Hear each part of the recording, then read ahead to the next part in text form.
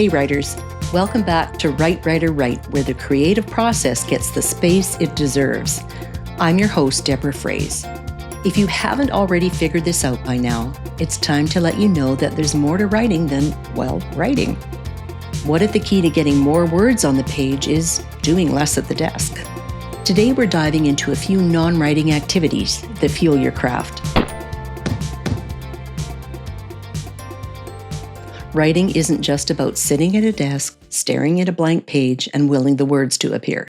Sometimes that is part of it, sure. We have to write regularly to master the craft, and sometimes we need to write through frustration. But we also need to fill the reservoir so we can have something to draw from. First and foremost, good writing begins with good living, and that means showing up fully, both in the world and within yourself. Deep self-awareness is a writer's secret weapon. The more honestly you understand your own patterns, the more easily you understand others. These insights give your voice depth and credibility and fuel fuller expression on the page. But self-awareness alone isn't enough. Writers must also become students of human interaction and recognize all its nuances. So go to that party, join that club, connect with other people however you can. Watch how they move through the world, how they speak, react, contradict themselves, and how they reveal who they are when they think no one's watching. Notice details of the world around you too. What does morning smell like? Can you describe the sound of a residential street?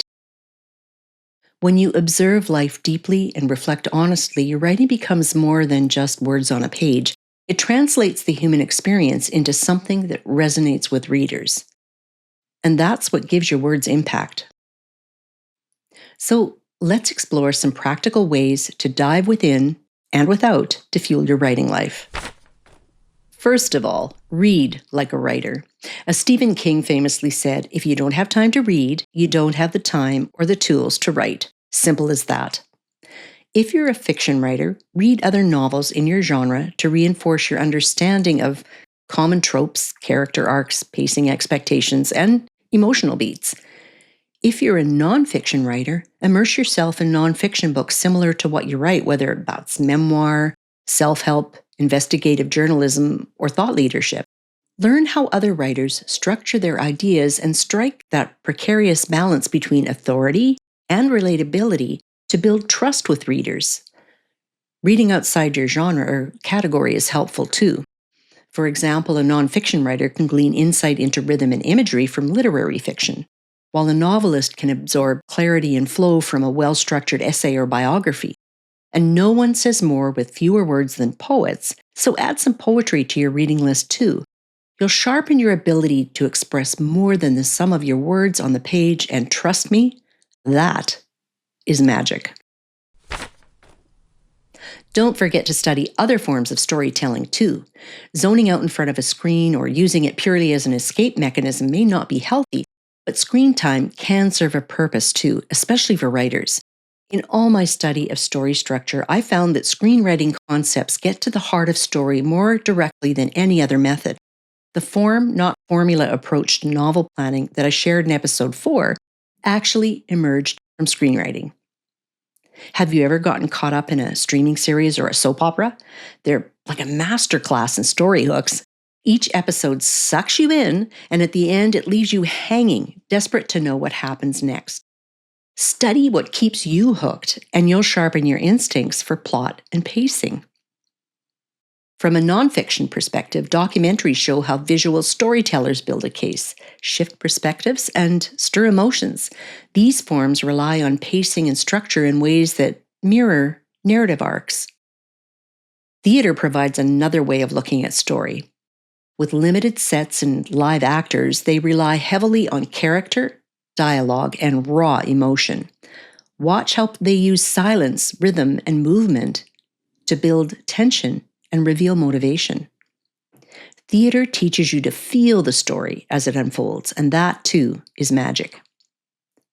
Whatever you watch, study the way tension builds. Notice how backstory weaves naturally into the overall story and how visual metaphors create emotional resonance. If you spend enough time studying other storytelling forms, you'll not only be entertained, you'll find their strengths winding into your pages. Consider cross-training your creativity. Some of our best breakthroughs happen when we take our hands off the keyboard and find another outlet for creative expression. Music, for example, is a powerful creative tool, whether you play it or listen to it. We've all experienced music that brings us up or lets us down. But there's more to music than evoking deep emotion. It supports cognitive function too, and it even enhances neuroplasticity. So build playlists that match the mood of your work. Sometimes one well-timed song can shift your entire writing mood or unlock the emotional tone you've been looking for. And sometimes you just gotta listen because it feels good for your soul. Photography trains your eye to notice setting, light, and mood, details that translate beautifully into description and scene building. Sketching, doodling, or creating a mood board isn't just for visual artists. Bringing visual components together helps you look at the world in a different way. It slows you down enough to notice the details, to see how the relationship between elements comes together. That kind of attention sharpens your ability to capture detail on the page. And just in case I haven't emphasized this one enough, working with a pen or pencil instead of a mouse or keyboard activates multiple regions of the brain, which improves retention, understanding, and reflective thinking. These are all essential to powerful writing. All of these activities amount to creative composting. They're part of the same ecosystem, and they do work together. Don't forget about self-care. Looking after your body, mind, and spirit supports your health and fuels your creativity.